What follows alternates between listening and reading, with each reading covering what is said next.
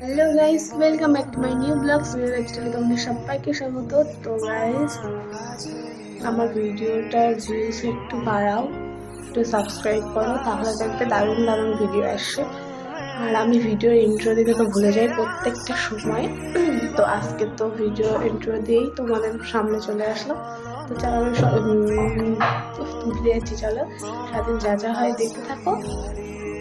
তো গাইস, তারপরে মা বললো যে ছাদে গিয়ে পাঁপড়টা একটু রোদে দিয়ে আয়। তো পাঁপড় এগুলো হচ্ছে কী পাঁপড় বলো তো?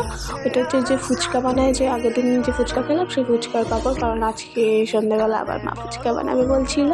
তো সেই জন্য ফুচকার পাঁপড়গুলো গিয়ে একটু রোদে দিয়ে আসলাম। আমি একটু লক্ষ্মীমাত্তার মেয়ে, মা যা বলে তাই কাজ করি, সব কিছু শুনে শুনে চলি।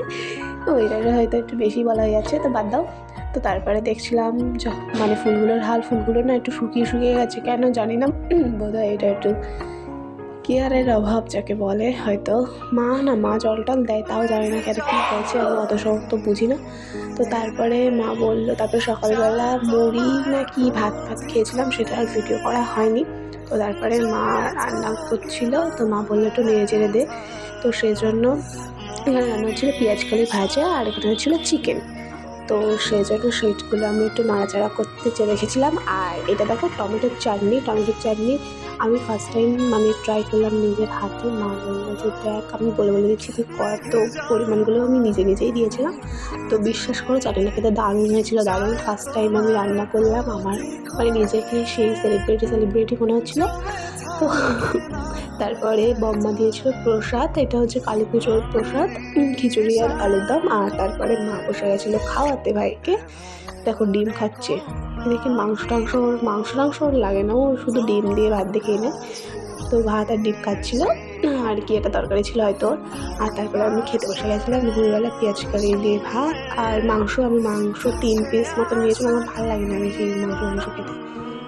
মোটামুটি ভালো লাগে না বলবো না, মোটামুটি ভালো লাগে। তো এই যে পিসগুলো আমার খুব পছন্দের, সেগুলো আমি বেছে তুলে নিয়ে নিয়েছিলাম, নিয়ে খাচ্ছিলাম বসে বসে, দারুণ হয়েছিল খেতে।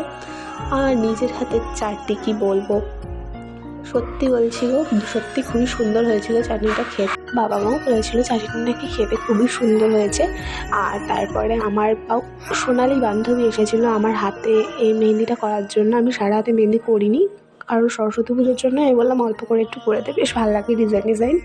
তো সেই জন্য মেহেন্দিটা করে দিয়েছিলো। কেমন হয়েছে অবশ্যই কমেন্ট করে জানিও। আর ও কিন্তু দারুণ মেহেন্দি করতে পারে। আর এটা আমি বসে তারপরে ও বিকেলবেলা যেহেতু এসেছিলো, তারপরে আমি বসে পড়ছিলাম। পড়াটা হয়ে গেলে তারপরে পড়তে গেছিলাম। তারপরে এসে দেখি মা সাথে ফুচকা বানিয়েছিল, আর টক জল দিয়ে আজকে ফুচকাটা বানিয়েছিল। টক জলটা তো মারাত্মক পরিমাণ টক হয়েছিল, মানে একদম অল্প খেয়েছিলাম, বাট খেতে দারুণই হয়েছিল ফুচকাটা। তো যেহেতু এটা রোস্টের ভিডিও ছিল, দেখো আমার ভাই আমাকে কি বলছে, কি বলে আমার বলো, পুরে নাল পুরে আইলালু তাইলালু গরু।